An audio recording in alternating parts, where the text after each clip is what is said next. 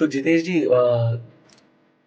NLP को आप बहुत लोगों को सिखाते भी हैं और as a corporate trainer, business coach, तो अगर हम एनएलपी को आज थोड़ा सा कैसे वो लोगों को बहुत फायदा कर सकती है, अगर उसको थोड़ा सा चीज़ों को समझने की कोशिश करें। देखिए, जैसे कहते हैं कि एनएलपी न्यूरो लिंग्विस्टिक प्रोग्रामिंग, क्या ये कोई टेक्निक है एग्जैक्टली क्योंकि आजकल लोग, बहुत सारे लोग माइंड सेट लेवल की ट्रेनिंग की बात करते हैं और अगेन एनएलपी समथिंग जो कि माइंड को कैसे ट्रेन करा जाए, तो एग्जैक्टली कैसे काम करती है?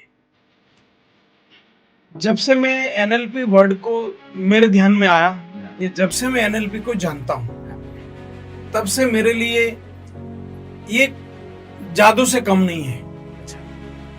मैं इसको गहरा जब इसको स्टडी किया, जब गहरा इसके बारे में समझने का प्रयास किया, तब मैं उनको कैसे कंपेयर करता हूं। तो मोबाइल हम खरीदते हैं तो उनके साथ एक बुकलेट आता है, टीवी खरीदते हैं तो उनके साथ भी एक बुकलेट आएगा, कोई भी चीज का एक मैन्युअल है।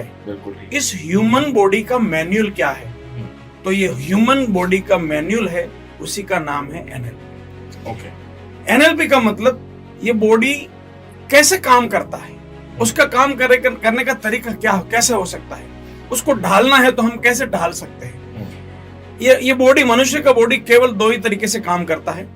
80 बिलियन न्यूरॉन्स में जो पिक्चर बनता है, उस पिक्चर से व्हाट इज इंपॉर्टेंट एस्टैब्लिश हो जाए, या व्हाट इज मिसिंग, या व्हाट इज पेन पॉइंट, अगर ये पकड़ में आ जाए, तुरंत बॉडी का पूरा बिहेवियर ऑल ऑफ सडन बदल जाता है और वो परमानेंट रहता है।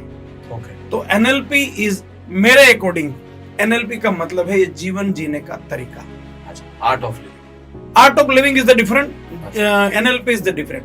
Art of living is advice, और जीवन जीने का तरीका मतलब ये इंटरनल तरीके से मिलता हुआ सॉल्यूशन। तो क्या एनएलपी का जब हम बात करते हैं, क्योंकि अक्सर एनएलपी में जितने भी लोगों ने बात करी है, चर्चा करी है, कुछ भी होता है, वो माइंडसेट लेवल पे होती है कि भाई आप माइंडसेट लेवल पे चीजों को फिक्स करने के लिए, क्या ये माइंडसेट लेवल तक रिस्ट्रिक्टेड है या ये फिजिकलिटी लेवल तक भी है कि अगर मान लीजिए किसी के फिजिकल एलिमेंट्स है, प्रॉब्लम्स है, तो उनमें भी काम करता है? एनएलपी आपके बिहेवियर को बदल सकता है, बिहेवियर को बदल सकता है। अब फिजिकल का वो एनएलपी से उसको कनेक्ट कर सकते हैं कि नहीं कर सकते, वो दूसरा मुद्दा है। मेरा ये दृढ़ मानना है कि भीष्म ने अपने हिसाब से मृत्यु तय किया था, वही ताकत हर इंसान में है, बस बाकी किसी ने ट्राई नहीं किया। सिर्फ उसको अभी उसके लिए अज्ञानता है, एक तरीके ट्राई नहीं किया। अज्ञानता से भी ज्यादा लोग मानने के लिए तैयार नहीं। ट्राई तो तब करेगा जब उसको ज्ञान होगा। नहीं, ज्ञान किसको नहीं है कि भाई भीष्म ने ऐसा किया था, मैं भी ट्राई करना चाहिए। नहीं तो, बट लोगों को ज्ञान थोड़ा है कि जो भीष्म के पास था वो मेरे पास भी था, अगर वो होगा तो कोई तो करेगा ट्राई। मेरे हिसाब से इस चीज को धर्म से ना लेना चाहिए। मेरे हिसाब से हर इंसान के पास हनुमान जी जैसी शक्ति ईश्वर ने दी है, लेकिन वो अप्लाई नहीं करेगा तो कैसे होगा। अब धीरे धीरे साइंस जिस हिसाब से स्टडी कर रहा है, उस स्टडी के हिसाब से तो आदमी अपनी उम्र तय कर सकता है। तो यानी कि एनएलपी के थ्रू कोई आदमी हनुमान बन सकता है? वो ऑलरेडी है, वो एनएलपी की हेल्प लेके अंदर के हनुमान को जगा सकता है। अच्छा, तो वो कैसे जगाएगा? अगर मान लीजिए, अगर मोटे मोटे तौर पे समझे, कैसे एनएलपी एक आदमी के अंदरूनी हनुमान को उसके जगा के उसको अवगत करा सकता है, जान सकता है उसके बारे में? देखिए, भारत में अभी आपको दो एग्जांपल दूंगा। एक नरेंद्र मोदी है जी, दूसरा बाबा रामदेव है। मैं बाबा रामदेव की कोई प्रोडक्ट यूज करता हूं या नहीं करता हूं, वो सब्जेक्ट ही नहीं है। बीजेपी से मैं कोई रिलेट करता हूं कि नहीं करता हूं, वो सब्जेक्ट ही नहीं है। ये दोनों नाम को केवल इस परिप्रेक्ष्य में ही सुनिएगा, इससे कोई नाता नहीं है। लेकिन इस परिप्रेक्ष्य में देखेंगे तो ये दोनों लोग अपनी ताकत को अंदरूनी बाहर कैसे ला पाए। 80 बिलियन न्यूरॉन्स में उनके पिक्चर बदल गए, ताकत बदल गई। वो दोनों क्यों नहीं थकते हैं? वो दोनों क्यों 18 घंटा मेहनत करते हुए भी एनर्जी में आपको दिखते हैं?